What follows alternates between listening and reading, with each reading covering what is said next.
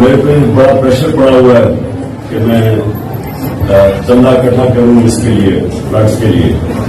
मैं अभी तक ये बहुत बड़ी जिम्मेदारी, जब लोगों से आप पैसा इकट्ठा करते हैं बहुत बड़ी जिम्मेदारी है।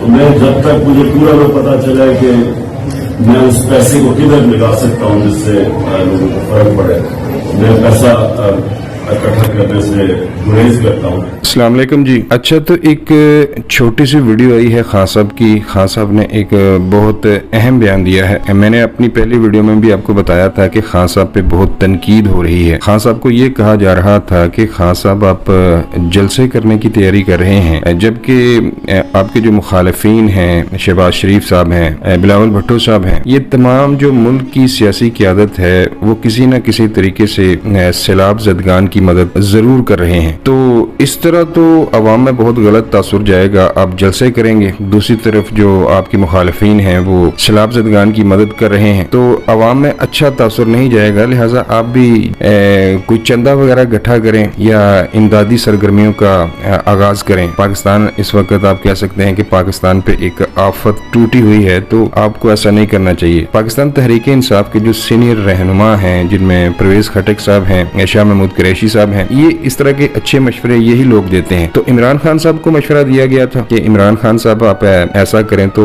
बेहतर होगा, पार्टी के लिए भी, हमारी मकबूलियत के लिए भी और आपके लिए भी बेहतर होगा। लेकिन खान साहब, चूंकि मैंने आपको पहले भी मैं अपनी वीडियो में बताता रहता हूँ कि ये खुद को समझ रहे हैं कि मैं कोई महात्मा हूँ, और इन्होंने चाहे कुछ भी हो जाए, चाहे इससे भी कोई बड़ी आफत आ जाए मुल्क पे, खान साहब ने कंप्रोमाइज नहीं करना, हुकूमत के साथ नहीं बैठना, अवाम के मसाइल का हल नहीं निकालना। इन्होंने, इनके पास एक ही एजेंडा है कि किसी न किसी तरीके से अवाम मरती है तो मर जाए। इनको सिर्फ एक चीज की इनको जरूरत है, और वो ये है कि जल्द से जल्द इस हुकूमत को गिराया जाए। इतनी मुश्किलें इनके रास्ते में खड़ी कर दी जाएं, जो कि पहले भी ये बारूदी सुरंगें बिछाकर गए हुए हैं। तो अब ढिठाई का मुजाहरा करते हुए, चूंकि प्रेशर था, तो इन्होंने कहा कि मैं तब तक चंदा इकट्ठा नहीं करता जब तक मुझे मालूम ना हो कि ये किन कामों पर लगेगा। तो खान साहब, फिर वो जो आपने शौकत खानम के लिए चंदा इकट्ठा किया था, या फिर निमल यूनिवर्सिटी या और फलाही कामों के लिए आपने चंदा इकट्ठा किया था, तो उस